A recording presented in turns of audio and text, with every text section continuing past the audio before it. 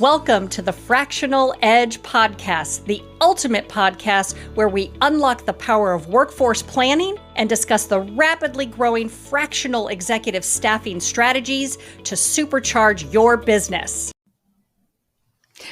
Good afternoon. We're the Fractional Edge. We're here at Frac 2023, and we're doing our afternoon live podcast. Today, I have with me Miss Jennifer, and she's going to tell you all about who she is, what her fractional focus is, and her story. Sure. I'm Jennifer Hyvonen. I am currently reside and work in Minneapolis, although I do have clients that are all over the nation. I work as a fractional CMO, which will include everything from the strategy and then as well as execution, branding, marketing, digital content. And I think for my unicorn skill and what I bring to the table, particularly within the marketing space, is paying attention to process development as well as functional development. That even can go into organizational development and leadership coaching as well, because marketing is always inspirational, right? So Yes. What do we not have in place? And how can we really grow that function in order to create value and efficiencies through it? Now, in the marketing space, many times organizations also have that internal marketing, right? Because as you said, it's helping to build that culture. Yeah. It's helping to do the OD. Tell me a little bit about your past in helping organizations do that internal marketing. Sure. Well, for most of the organizations, well, all the organizations that I work with are 50 million or less. So that's small business, entrepreneurial, as well as nonprofit space. So they don't have a CMO. Got it. So I truly am their CMO that works with them and then helps them build other vendors of, whatever the project may be that we may be working on, whether it's a digital specialist, SEO, or graphic design, or photography, or whatever else that might be. Yeah. So it's people who really are going, we know we need marketing, but we're not exactly sure where to start. And so I'll come in and often just help them figure out where's the easiest fruit to pick and where to start.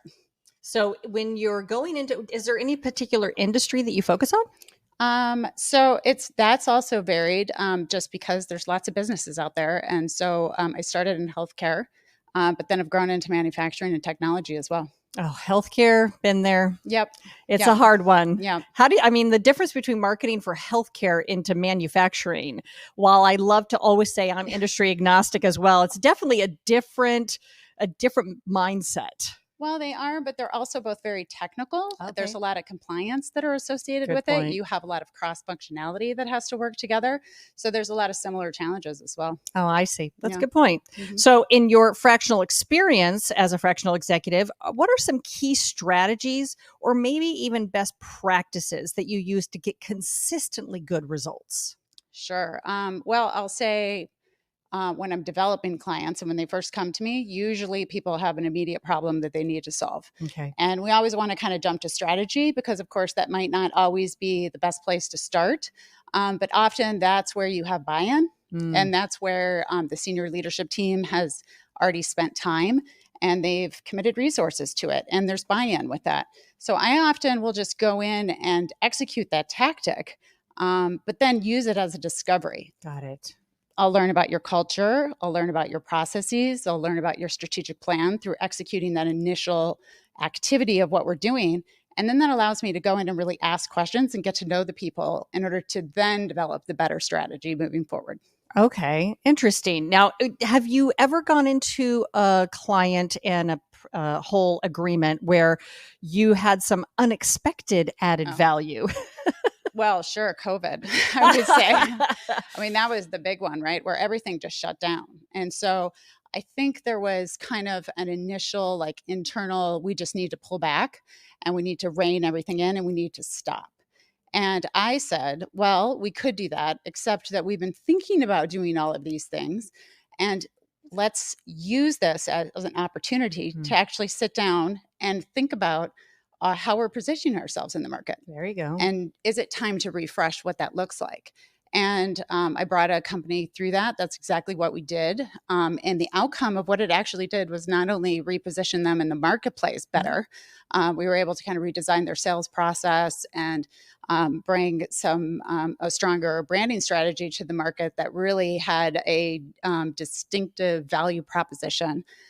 But then when it came time to recruiting, when post-COVID, when nobody could hire anybody, they were strategically positioned out in the market. And I think they've done better than most. There you go. Yeah. It's one of those things about fractional executives who come in with the diverse experience and the ability to really see that there are so many rocks that you can turn over versus having a singular focus. And you're like, but I only know those color rocks, right? Right. To be able to think that much out of the box. Yep. You're often able to kind of grab that attention that if you were in the business and people kind of heard you all day, then they tend to kind of tune out about that. And then you're also paying attention to different things because you have that healthcare experience. I think that's one of the big advantages of working with frackers is that I do work with different businesses and different industries. So I'm able to see what's working and then leverage that to all of my clients. Yeah, you're able to, if you have multiple clients, which is the nature of fractional, you're able to stay abreast of what's working in all different kinds of industries, different geographies, different life cycles within an organization, and be able to parlay that to another client that's yours. Yes. And then my network is bigger because I've had to bring in a diverse set of partners in order to do the work in those varied industries as well. So nice. Yeah. So can you share a specific challenge that you faced as a fractional and how you kind of overcame that? Yeah. I mean, I would say, again, it like kind of comes back to the question of like, what do you do and how do you explain that? And I feel like you have to be clear so people kind of can somewhat put you in a box. But I think I push back against that box a little bit as well, because in the end, it is business. And there's a lot of things that you can do within the marketing space that also goes into, again, organizational development and leadership coaching that are aligned and adjacent to marketing. That really add value to that. I mean, I also, I grew up in a public relations firm. So writing and narrative and blog copy and content strategy and all of that. And I think as fractionals, building those different skills and being a generalist in business, I think is really important because then you get to speak all of those languages and you can work cross-functionally and you know what operations is up against, what HR is up against. So yes, I work in the marketing space, but I'm really about systems, and growing that function and growing that process and just making sure that you're constantly learning within that space. The thing that I think a lot of entrepreneurs, CEOs, founders, PE firms maybe are looking at fractionals and thinking it's just a part-time employee. The difference is that fractionals are entrepreneurs. Yes. So we're going through the pains and the curiosity and the questions and the wins and losses, just like our clients are. Right. So it's the ability to not only bring our individual expertise, but the empathy and understanding of what our clients are actually going through. And to be able to also, look, I'm not a marketing person, but I can definitely talk to my clients and go, hey, you know what? I tried that in my small business. Yes. Didn't work for me, but here's where I tripped up. Don't make my mistakes. And I'm not a marketing person. That's right. I mean, I think that is the difference between freelancers or consultancies and fractionals is we're small business owners as well.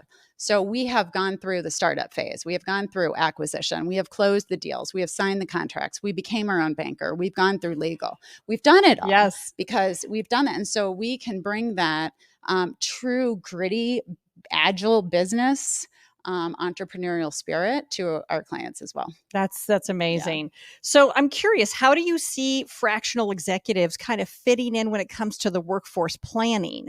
A lot of times, people are, we are definitely part-time executives, right? And we help a lot with strategy. And we know that for scalability, you're usually going to hire people in underneath that leader to help to get that scalability. Yeah. So as a fractional executive, how are we going to really help these organizations scale?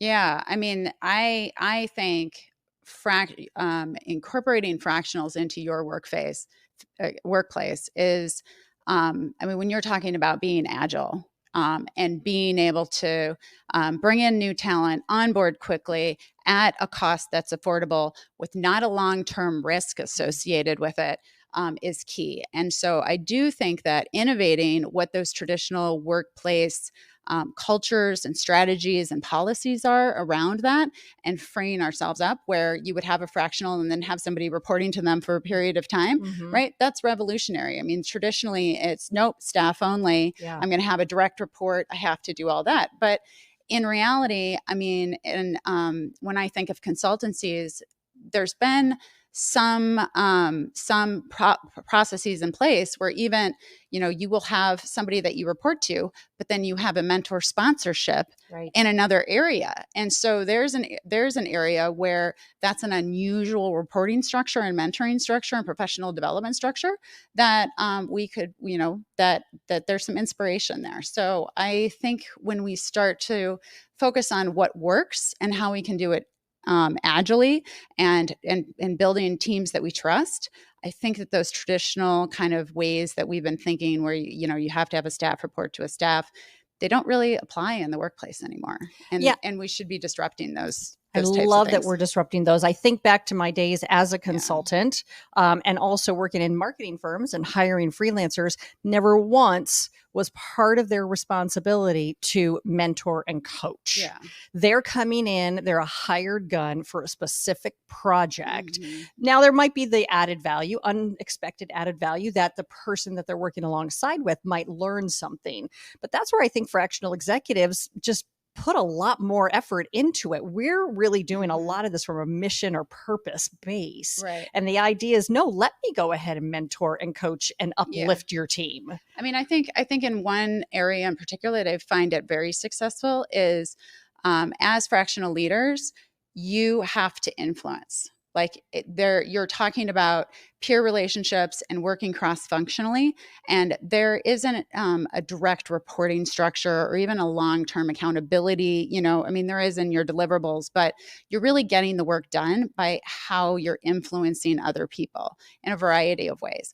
And that is the soft skill that is the golden goose that you can teach people in the organization and coach along the way beyond what your regular role is, beyond that marketing function. Yeah. I mean, as a person who writes job descriptions, I very rarely see as part of a leadership JD to mentor and coach, or at least that actually being something more than 5% of their job. Well, and I say all the time, I get when I work with, hey, I know that this isn't what we're contracting you with, but will you just take a look at this? Will you sit in on this meeting? We'd love to get your ear. And that happens in the corporate world all the time. Yeah. You get placed, you take on a role or an initiative, or you get partnered with somebody, or somebody cross-functionally comes and says, hey, will you just sit on this meeting? That happens all the time. So why shouldn't it happen in the frac world? Yeah, agreed. Yeah. So what have you liked about Frac 2023? I think the talent is amazing. I think the ways that people are fracking is amazing. I mean, when I think of, fractional COOs, oh my goodness, fractional CEOs, wow, that's amazing. I love the idea of frac sales and marketing partnerships. That's something that I had definitely going to look into now that where often I've thought, gosh, I wish I had, a frac sales partner that I could bring into organizations. And I just think that that's a brilliant concept that I'm absolutely going to pursue after this. Nice. Yeah. So what's the one thing you want to leave us and our listeners with about you and your service offering?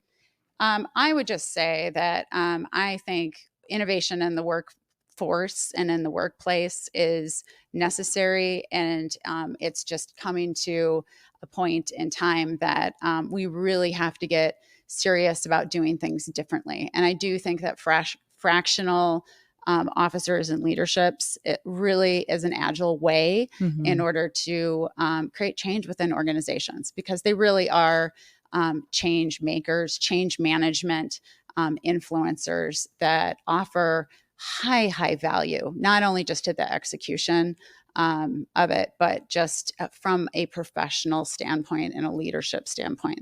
So now, and they're doers. They are They're doers. doers. They're the thinkers, doers. Thinkers, doers. But so you get it all. You get strategy and you get execution, and then you get the business coaching as well along with it. So it's a win-win. It really is. How do people find you? Hyvocreates.com. HY, V as in Victor O, creates.com, right here in Minneapolis. Nice. Excellent. Thank you so much for being on the Fractional Edge. Thanks for having me. Absolutely. It's great meeting you here. I swear. It's been like, woohoo, I found my people. All right, guys. We'll be up in just a second with our next guest. All right. Thank you. Thank you. You're awesome. Thank you for tuning in to the Fractional Edge. We hope you enjoyed our insightful discussions and feel inspired to unleash your competitive edge. Remember to like, share, and subscribe to stay updated with the latest episodes. You can also connect with our podcast guests to benefit from their expertise and explore collaboration opportunities by visiting our website, thefractionaledge.com. Join us next time as we continue to explore the power of workforce planning and fractional executives in today's competitive business landscape. Until then, take care and keep growing.